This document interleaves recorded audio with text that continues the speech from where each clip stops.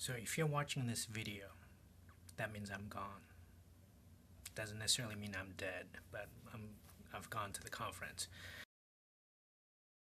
Today we want to start talking about coordination or a bond-forming reaction and heterolysis or a bond-breaking reaction.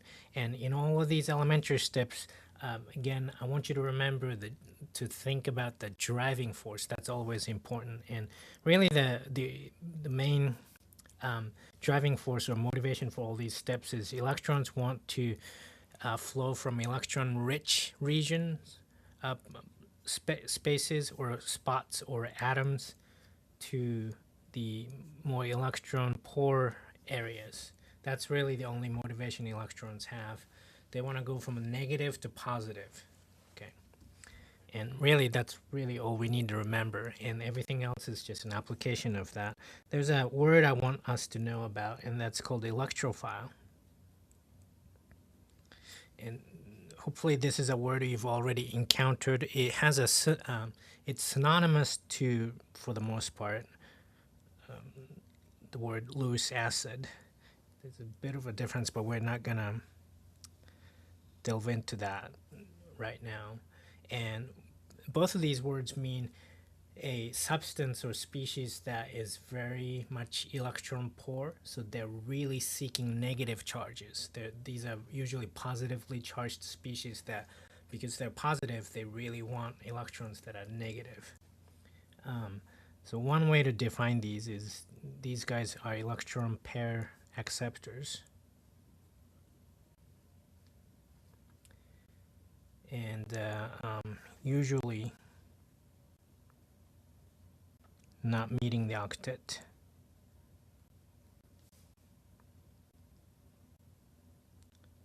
So they usually have an empty p orbital and often positively charged. Okay, so that's a word we're going to use in looking at these elementary steps. First, coordination. I keep saying reaction, but the step. And again, the reaction only involves an elementary step of just coordination. That could be a coordination reaction. But these are elementary steps of an overall reaction mechanism. And this is really synonymous with bond forming. Okay, and here's one example.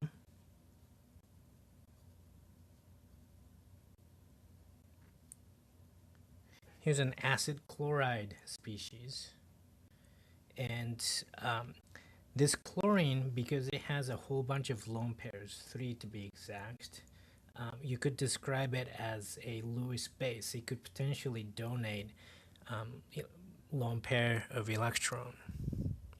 Okay, maybe we'll call this Lewis base.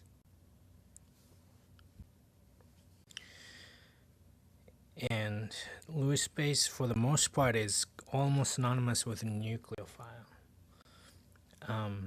As opposed to, here's an example of an electrophile, or more specifically, a Lewis base, a Lewis acid, excuse me. Is aluminum trichloride is a good example of a Lewis acid or electrophile. And the primary reason for that is, if you think about this aluminum atom, it has 3 bonds to chlorines, but that is it. In other words, it only has 6 electrons around it. It's not meeting the octet at all. In fact, it indeed has a empty p orbital.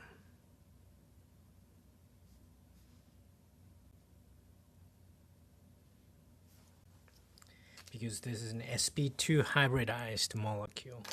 There's an extra p orbital that's not being used. All right.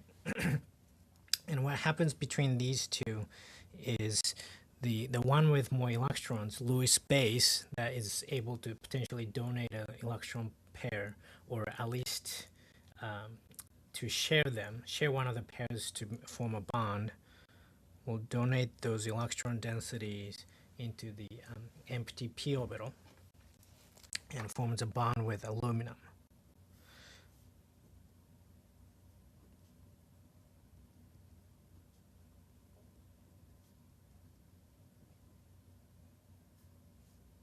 And then if you think about the formal charge of this chlorine now, or calculated, it comes out to be +1. And now we see Lewis base that is now bonded to what used to be the Lewis acid. And there is a word for that, and this is called an adduct, because you added the two together and that's the product. Okay. So that's an example of a coordination step or bond forming. And specifically, we just formed this bond.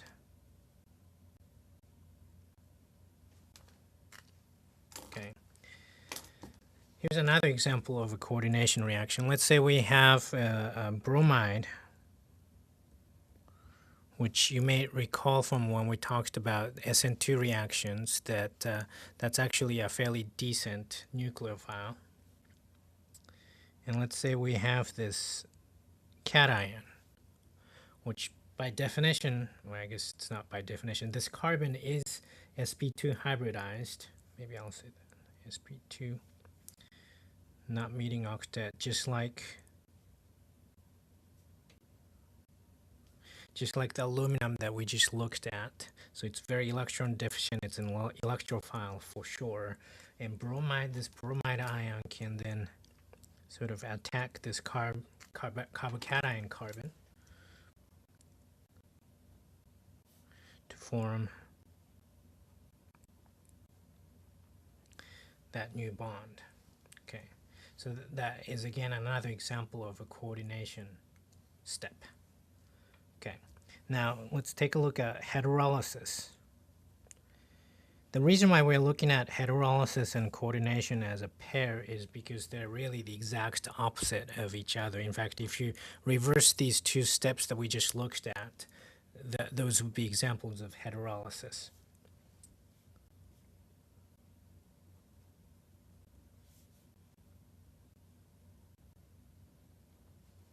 And that may make sense to you if you know anything about where the words come from. Lysis means breaking, right?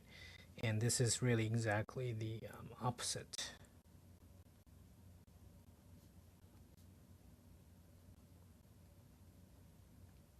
So once you learn what coordination is, heterolysis is really just the opposite. So just to make that point, let's just take a look at the same example that we just looked at. This species that we just formed by coordination reaction. Now, it's possible, I want you to know, that this bond that we just formed can break as well. But there's actually a bond that's more susceptible to breaking in the structure than that one, and which is this bond. And the reason will become apparent once we break it. So let's try that. So now that arrow right there that I just drew, that's the heterolysis step. And once you do that, you get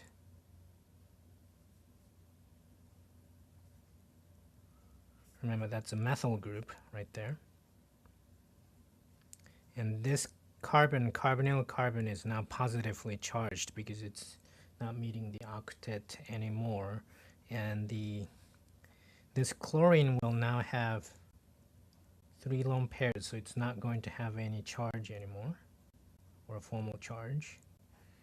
Aluminum still does have a negative charge, and so that's what happens. Now, this bond that we just broke is preferable. It's better to break than the other bond right here, and the reason is the product here, if you take a look at it, it is indeed resonance stabilized.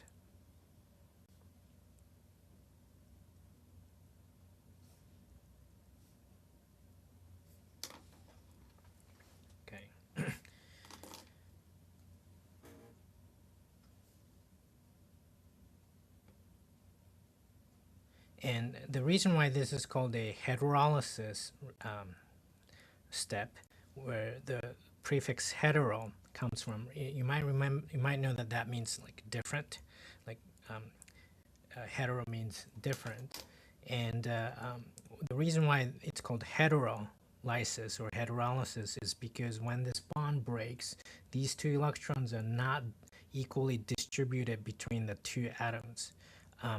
If this carbon and this chlorine gets one electron each, for example, that is actually called a homolysis reaction or homolysis step because the two atoms equally get one electron each. But this two double-headed arrow implies that we have a movement of two electrons, and that those two electrons, they're not equally distributed.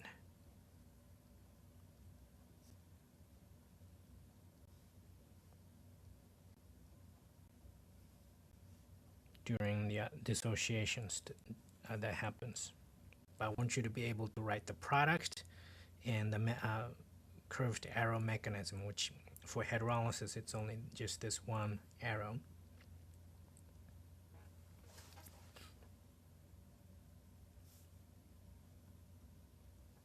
Okay, so that would be an example of another heterolysis step. And you might think, well, what in the world could potentially possibly drive this reaction elementary step? Because you go from neutral to two charged species. Of course, it's not energetically favorable. What could drive this latter, these heterolysis elementary steps, is these are driven by entropy.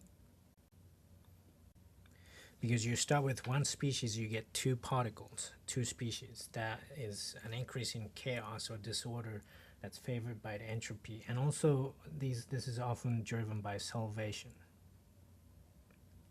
And remember, solvation is when both either cations and or anions are having dipole-dipole or hydrogen bonding type of interactions with the solvent, and the solvent molecules stabilize these charges or dissolve these charges.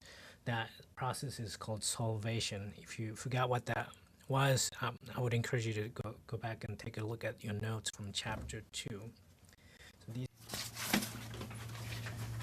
okay, now that we've covered coordination and elimination, coordination and heterolysis elementary steps, we want to talk about nucleophilic addition and the nucleophile elimination elementary steps. Now, nucleophilic addition, let's talk about that first. As the name implies, you will need a nucleophile for this elementary step to happen. And also, as the name suggests, the nucleophile is going to add to something, and that something that it's going to add to is to an atom that has a polar pi bond. Okay.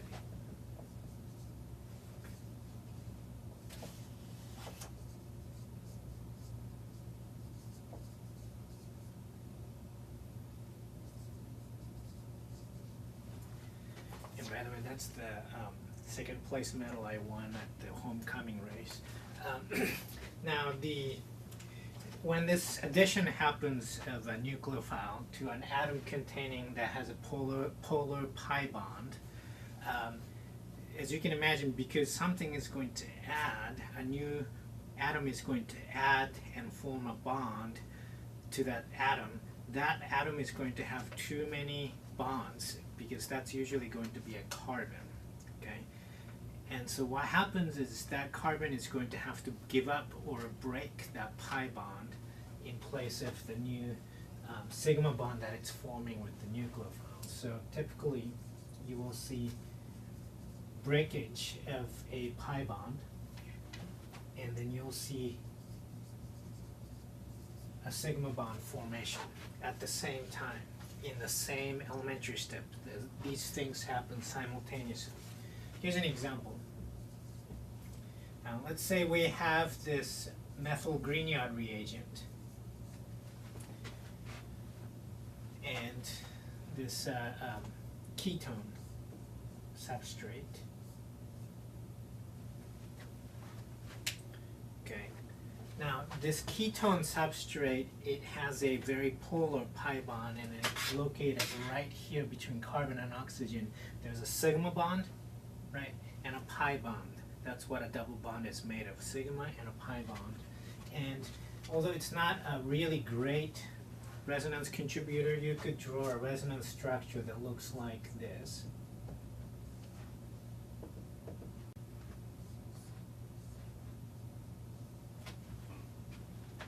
Okay. That suggests that there's a significant amount of a partial negative charge and a partial positive charge at that carbonyl carbon. And so we could say that this is a polar pi bond. Okay.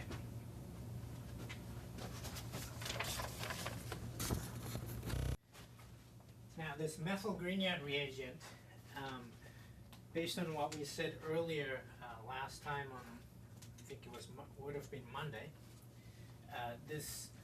every time you see an organometallic reagent like this, at least for now, we're going to think of it as just a simple ionic compound, where if we were to simplify this, we could sort of think of this as a magnesium bromide that has a positive charge. Because remember, magnesium by itself would have +2, bromide -1, so together this ion, we could think of it as a platonic ion, has +1 charge, which makes the methyl -1 charge. That's a methyl carbanion, right, which of course is going to be fairly nucleophilic, because carbon usually does not like to have a negative charge, and yet it does have one, and it's got a lone pair that it usually doesn't have, but now it does. So this is going to attack something that is anything remotely electrophilic, and we happen to have such a carbon right here in the carbonyl carbon.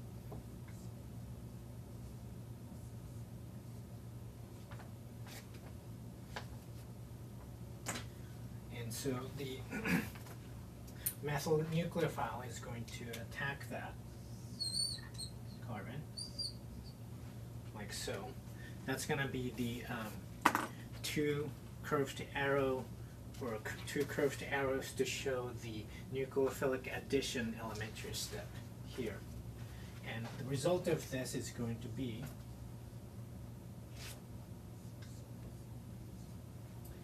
first off, this oxygen had 2 lone pairs to begin with, but now as this carbon forms a bond with this carbonyl carbon, this carbon here is going to have too many bonds if it doesn't do something about it.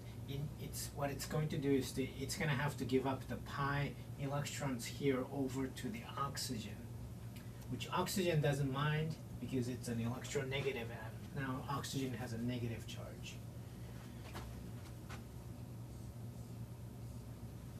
And then now it's attached to that methyl group that just added to that carbonyl carbon. And so here we see the new bond forming here. That's the new bond that we just formed. And here we see the pi bond that broke. So here's the sigma bond that formed. Here's the pi bond that broke in this nucleophilic addition step. Okay, here's another example. Let's say we have an hydroxide ion, which of course is also nucleophilic, just like a methyl Grignard carbanion, because of the negative charge and the fact that it's not necessarily super stable as it stands, because it's not resonance stabilized or anything like that. And let's say we have this substrate,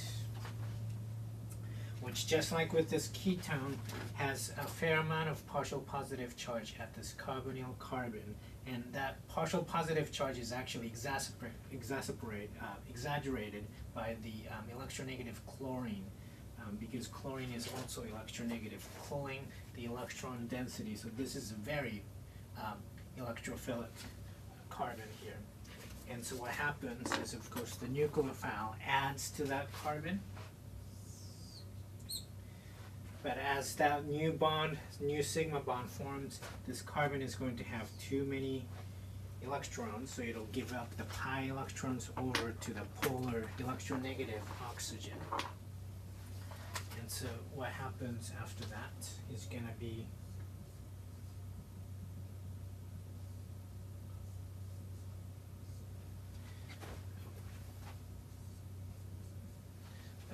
get. Okay. Now, here's another example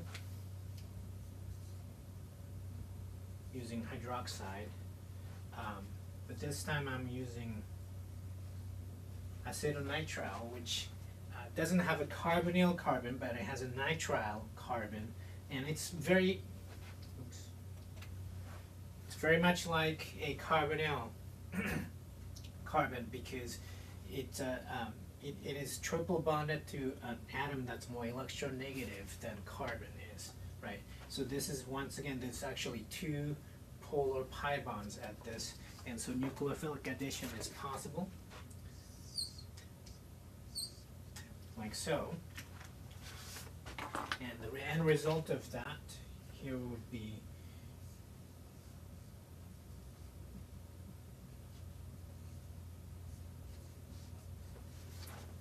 that. And as you can see, here's the sigma bond that you just formed, and here's the pi bond that you just broke in the process of nucleophilic addition reaction.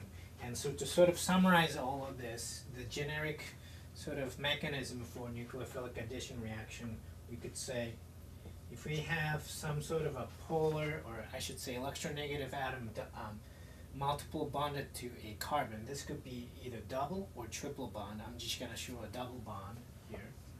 And if we have a nucleophile,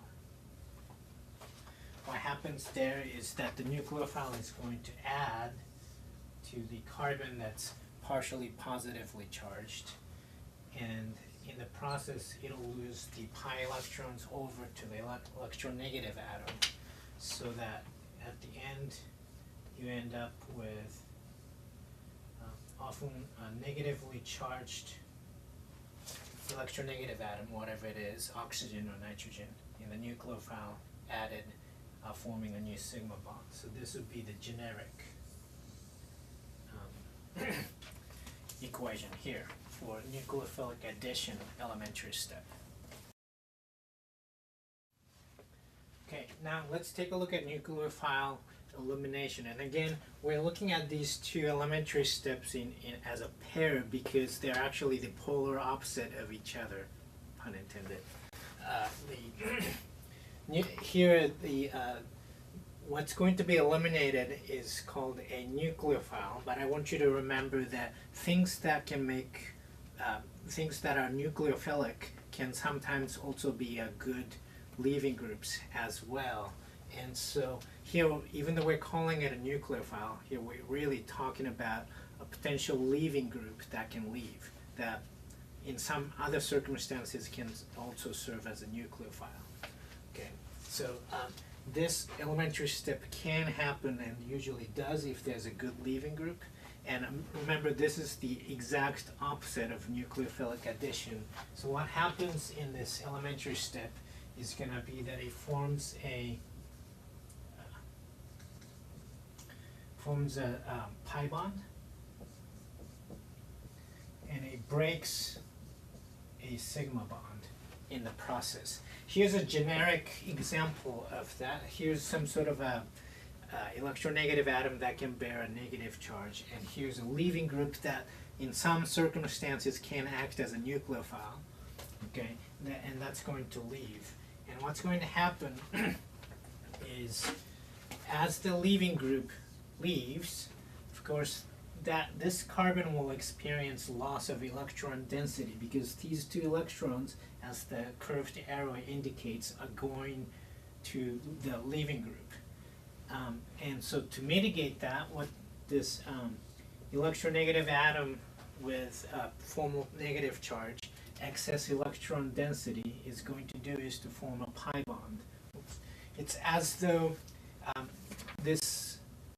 in this generic example, atom X, as it forms a pi bond with this carbon, it kicks off the leaving group. That's the nucleophile elimination elementary step. Okay, so the end product here of the step is going to look like that. So here's a sort of a generic nucleophile elimination, and of course we want to take a look at it, look at examples, but I should note that this is the exact opposite of nucleophilic addition.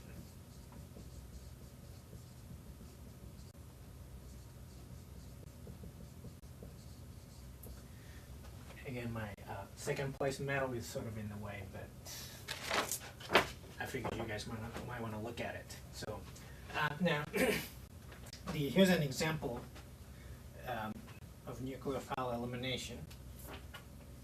And I'm actually using the same species that we created and as an example for nucleophilic addition elementary step earlier. And it's this guy. Okay. Attached to this carbon are four things: methyl alkoxide, or oxygen negative charge, chlorine, and OH. Of those four things, there's one that stands out as a potentially good leaving group. Can you guys tell which one it is? If you said chloride, you would be correct. Chloride is a decent leaving group, and so for that reason, this could leave, like so. But that happens simultaneously with a pi bond forming between the oxygen negatively charged with the oxygen and between oxygen and the carbon here. And so the end result here is going to be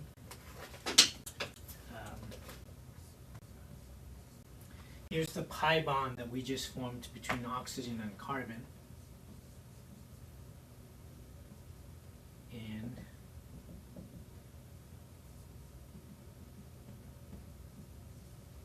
here's the chlorine.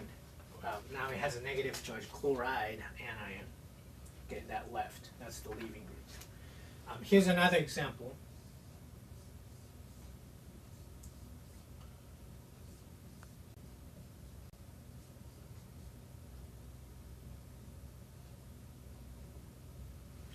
Let's say we have this species right here. Sorry, it's kind of crowded together, but I don't have that much space on this board. Now, if we have something like this, what we're going to do, I just realized I don't have my normal professor jacket thing. I'll be right back, because without it, I just don't, I'm not in the zone. So, okay, I'm back, and I feel a little smarter now. Now, with this example, what we are looking at actually is this carbon, and the reason why I know to pay attention to this carbon is because this carbon is the one atom that's attached to something that could potentially form a pi bond, because this oxygen has two lone pairs. Even though it is not negatively charged, it is at least neutral and has two sets of lone pair electrons, so that it could potentially use one of those pairs to form a double pi bond or double bond. And I also see a potentially good leaving group right here, and that leaving group will be neutral water. And because if I break this sigma bond and bring over those electrons to that positively charged oxygen, I would have neutral water, and so that makes this a good leaving group. And that is encouraged by this oxygen forming a double bond, and it's the formation of this double bond that sort of kicks off this water as a good leaving group. So the end result here is going to be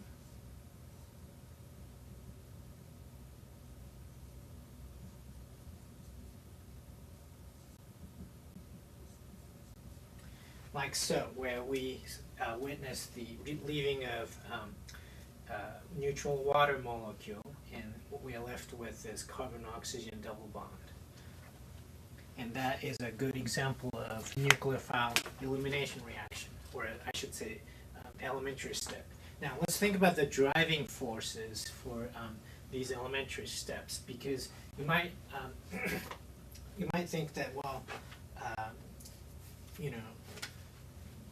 something like this may be somewhat awkward, because we maybe you haven't seen very many examples of oxygen having a double bond and a single bond and positively charged, and you might think that, well, usually, you might actually, I do want you to know that sigma bonds are usually stronger than pi bonds. And so if you look here, we are trading a new pi bond for a sigma bond that we had to break. And remember, energetically, it's more advantageous to form a sigma bond because those are usually more stable than a pi bond. So you might think, well, what could potentially be the driving force here, because you're losing a more stable sigma bond and gaining a less stable pi bond. Well, if we take a look at this example as a whole, these examples as a whole, we're starting with one species, we're ending with two. So a driving force here is going to be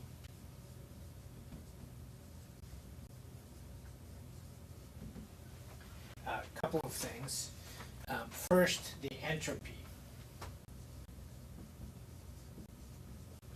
Because we're starting with one species, one particle, we're ending with two, increasing the level of disorder. That's always encouraged by the second law of thermodynamics. Another thing that is at least a partial driving force is we do get to form a pi bond, but that's a small one, small driving force, and that is usually a big driving force is some sort of charge stabilization that happens as a result.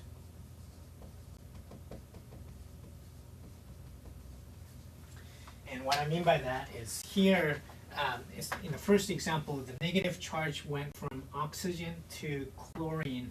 And remember, chloride is a very stable anion. In fact, often it serves as a spectator ion because it's so stable as an anion. Whereas this oxygen anion is not as stable, even though it's fairly electronegative.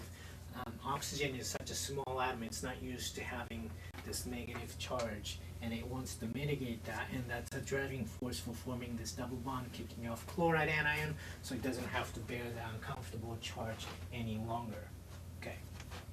Here we went from positively charged oxygen to positively charged oxygen. That's not, so the charge stabilization is not much of a factor or a driving force here, but again, the entropy drives that second example.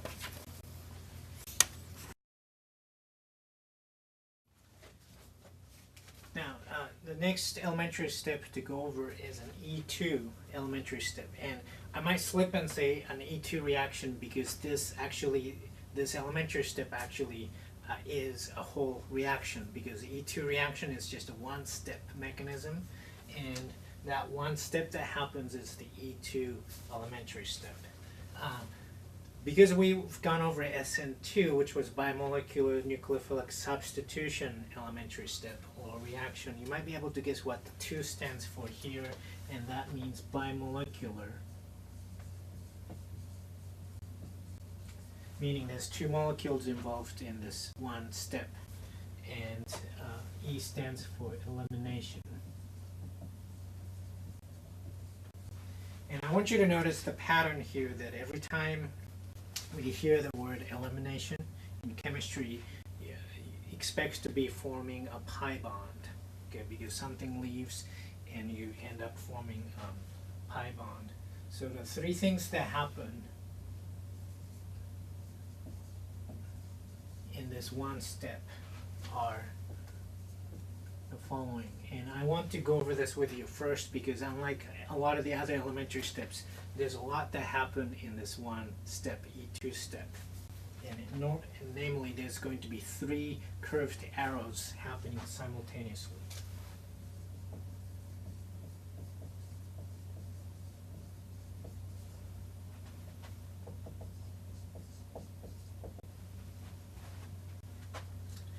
First, what happens is that a base, well, I shouldn't say first because all these things happen simultaneously. This is not some chronological order. So one of the things that's happening is base grabs a proton.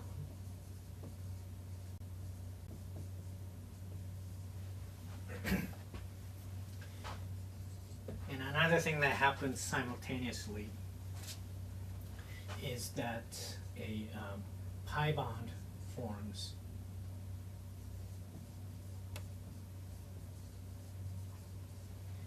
And there's also going to be a leaving group that leaves. Okay, and so all these three things together mean that there's going to be three curved arrows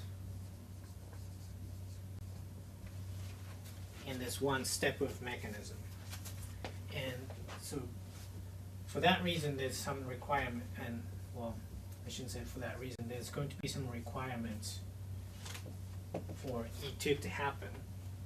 And because there's a base involved, there's some prerequisite for this base, and it has to be a really good base. Or I could say strong base.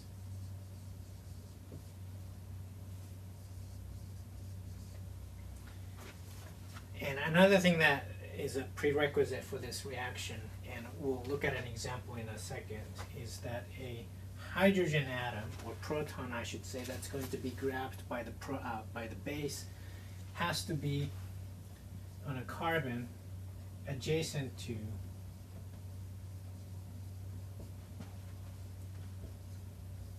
a carbon that has a leaving group on it. Okay. So those are the requirements for this elementary step to happen. Here's an example.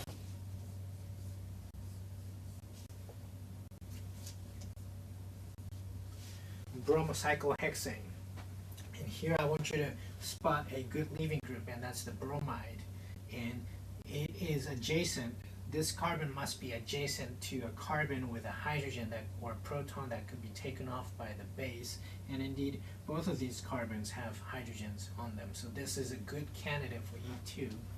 And let's just think about this proton being taken by the base. So I'm just going to draw the usually implicit hydrogen explicitly.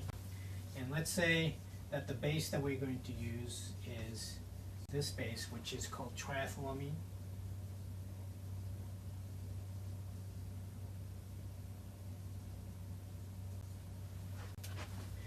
It's not technically a strong base, as in it's not quite as strong as a sodium hydroxide, let's say, but it's actually pretty close in pKb. It's a really decent, good base. So we meet all the two requirements here. Good base, hydrogen on a carbon adjacent to a carbon with leaving group. So the three things that happen simultaneously. As the base grabs the proton, these two electrons have to go somewhere, and that what they're going to do is to form a double bond or pi bond between these two carbons. And why between these two carbons? Well, because this carbon has a leaving group. Because without this leaving group leaving, this carbon would have way too many electrons around it as the pi bond forms. But that's not an issue because it has a leaving group, and the leaving group takes those electrons. And so I want you to notice the overall flow of electrons. It's as though electron density is flowing from the electron abundant base and through these carbon-carbon bonds towards the leaving group. There's a sort of a flow of electrons to the leaving group that wants to run away with electrons. This is remember, leaving group is an electron density greedy atom or group, and as a result, what's going to happen is we're going to have a double bond here, and then the leaving group that left, bromide anion, and the base that now is protonated, so the conjugate acid of the base, like so. And this is a fairly good base, triethylamine, because the pKa of the conjugate acid is fairly high, meaning this is not a good acid, meaning triethylamine is very happy to gain a proton. So this is driven, if you think about the driving force, driven by both entropy, because we started with 2 species, now we ended with 3.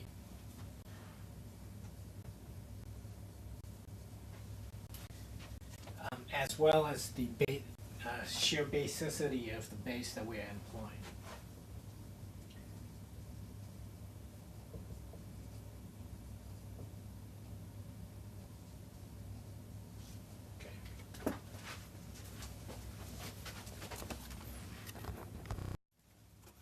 Here's another E2 elementary step example. Let's say we have this species with a tetraalkylammonium ion, meaning there's 3 alkyl groups attached to this nitrogen, and it's just like an ammonium cation. It has a positive charge. We have this tetraalkylammonium ion and a hydroxide base, and one thing you might know about hydroxide is that it's a strong, good base. And we have here a potentially good leaving group, because if this nitrogen runs away with these 2 electrons in this bond right here, it would end up being a neutral amine. And so every time you get to have something that's neutral leave, going from positive to neutral, that's a good thing. Remember, charge is an uncomfortable thing on molecules. So if this nitrogen could get rid of its positive charge, that's a good thing. So this carbon has a good leaving group, and adjacent to that we do have a hydrogen, right? So we're going to focus on this hydrogen, and then if you're pretty sharp, you might notice that there's a hydrogen here on this carbon as well. And for the reasons that we'll delve into later, this is actually the preferred proton to be taken off. But just to give you a sneak peek, which really is a spoiler because here's the whole story. This proton here on this carbon is just too hindered for the base to get to. So the base goes for this less hindered proton. But anyway, for now, I just want you to know, I don't necessarily expect you to know which proton should be taken off. It's just that one of those protons will be taken off in an E2 elementary step. Okay. So what's going to happen, remember 3 arrows that show the elimination process that forms a double bond. The base grabs the proton. The carbon-hydrogen bond electrons will become a pi bond between the 2 carbons, and then these sigma bond electrons will be taken off,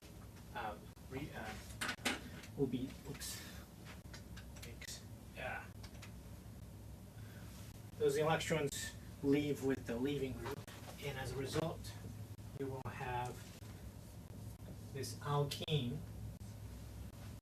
So here's the double bond that formed, and we form water, and then the leaving group that left is now neutral. Okay. So to sort of summarize all of that, here's the generic E2 elementary step.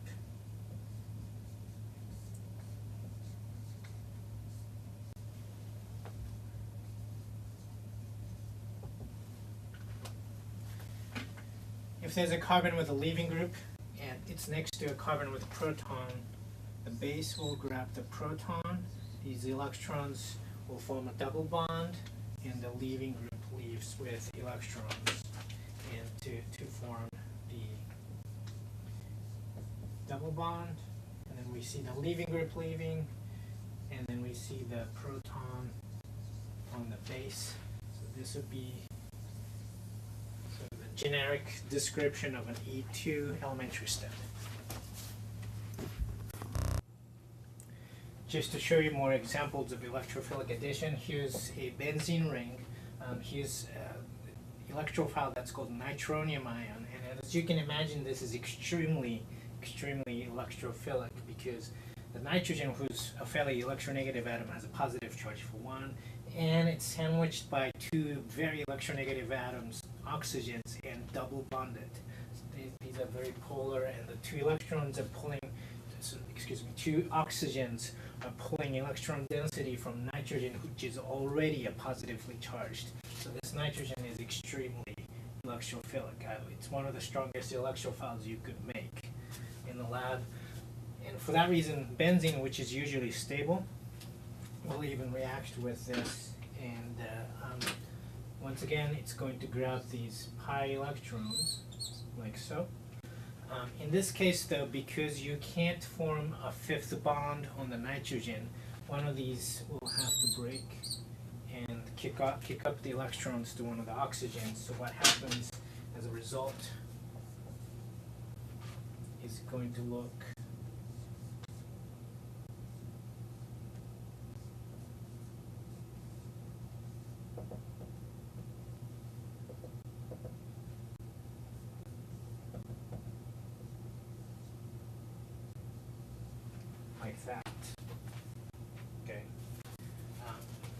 course this carbon still has one hydrogen on it. So that would be the result of an electrophilic addition. Here's another example, because we haven't shown an example with an alkyne, which can of course undergo electrophilic addition as well. In fact, it's even more so because it's got 2 pi bonds as opposed to just one like alkenes. And if we treat this with something like hydrochloric acid, which you may not think of it as an electrophile, but it really is. It's a source of proton, again, a positively charged species that's an electrophile. And so the proton could grab the pi electrons, and that's encouraged by the chloride leaving. Because chloride is happy to leave. Remember, this is a strong acid. Chlorine is happy to take the 2 electrons and just walk away. So here's electrophiles once again.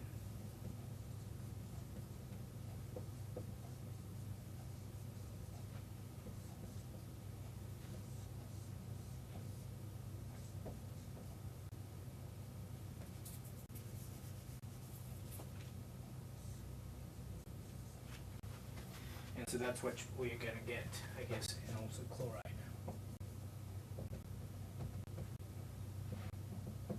Okay.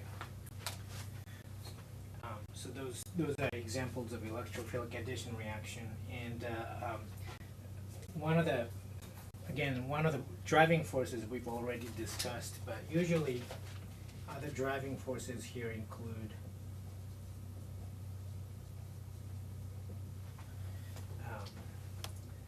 charge stabilization.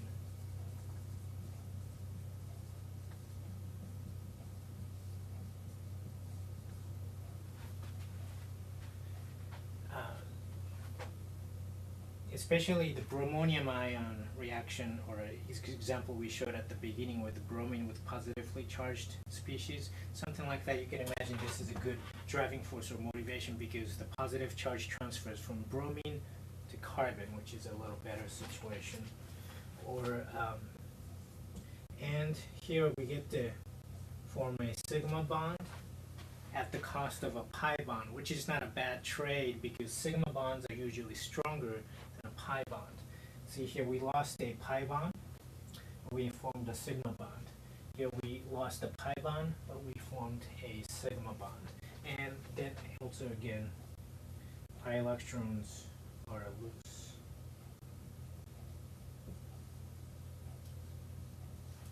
So those are the 3 driving forces for this elementary step.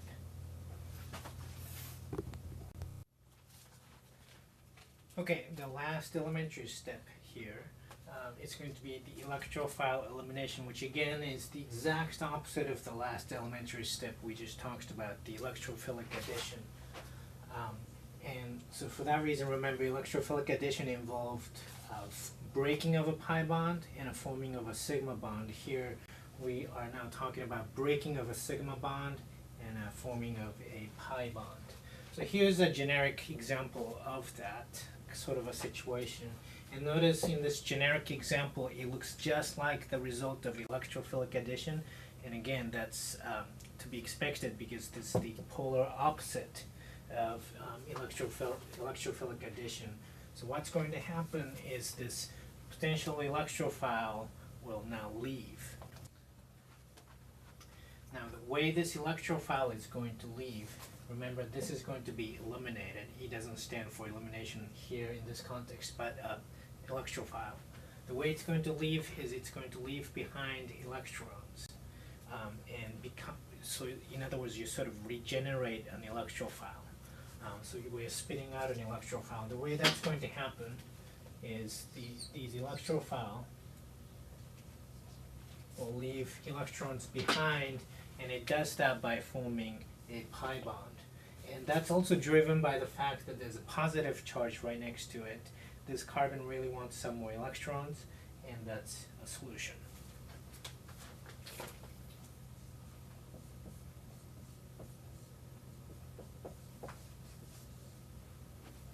Okay, so here's the generic equation for the elementary step of electrophilic elimination, and this usually happens, speaking of the driving force, is this is usually stabilized by the solvent. It's often solvated by the solvent molecules, and that's sort of the driving force here. And usually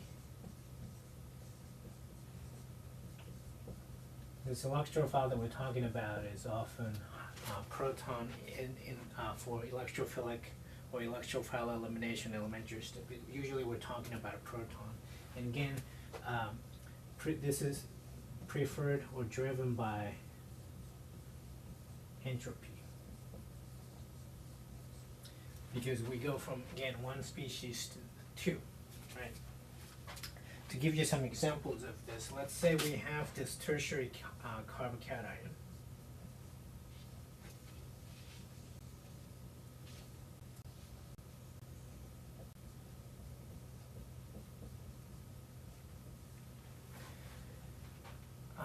We just have three methyl groups around this carbon with a positive charge. I've drawn all the hydrogens on that carbon just because I just want to show that one of those could potentially leave. And what happens is one of these protons could leave, and as a result you end up with a double bond between these two carbons, and then proton that's now dissociated. But more realistically speaking,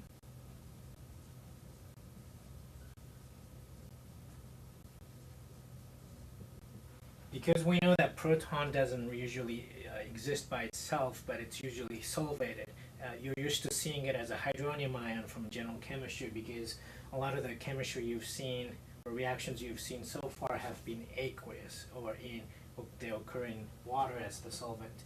This can be solvated certainly by water, but also by certain organic solvents, as long as they have hydrogen bonding receptors, or acceptors I should say. Well, realistically what really happens in that line of thinking, even in this electrophile elimination type reaction, there may be water molecule that's involved. And if there is water molecule involved, the water is actually basic enough that it could grab this proton, and that encourages the taking off of this proton here. And I just want you to notice that arrow starts at this bond where these two sigma bond electrons become pi electrons, or pi bond, and you once again get the same products, but here we're showing the formation of hydronium ion rather than just proton leaving. Alright, one last example here. Remember this example from electrophilic addition earlier, where the nitronium ion added onto the pi bond here on the benzene, and this is the carbocation species that we had created through electrophilic addition step. Now, here you might think of the electrophile that could leave as being this nitronium ion, and that certainly can actually happen.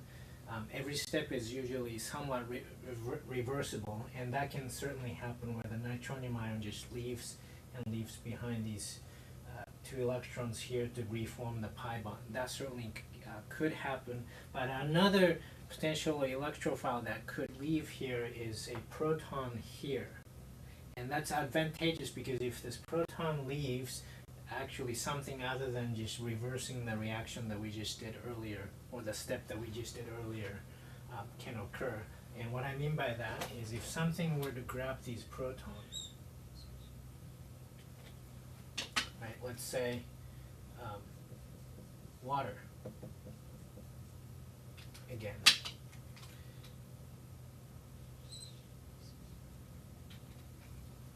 Okay, then what happens after this electrophile elimination step?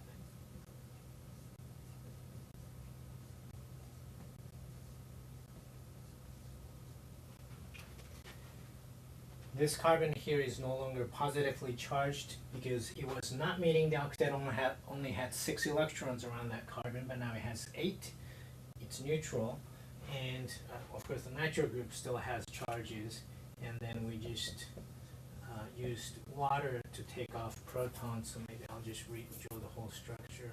We formed a hydronium ion, like so, and here's again an example of electrophile elimination. Now